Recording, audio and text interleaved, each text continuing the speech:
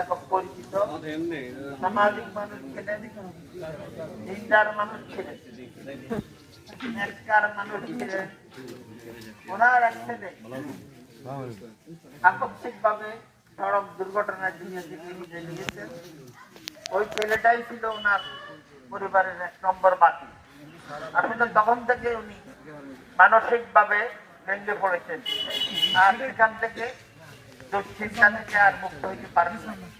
মূল কথা, তার যখন আয়াত শেষ হবে তখনই তিনি চলে যাবেন। রোগগুলি হলো উচিলা।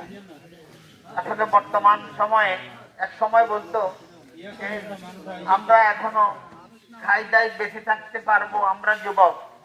এখন যে সমস্ত রোগগুলি বের হয়েছে, এখানে যুবক আর বৃদ্ধ কিছুই বাদ বিচার করে না, হঠাৎ করেই মানুষ চলে যায়। এই এলাকাতেও আমি কথা লম্বা করবো না, এখান থেকে আমাদের শিক্ষা নেওয়া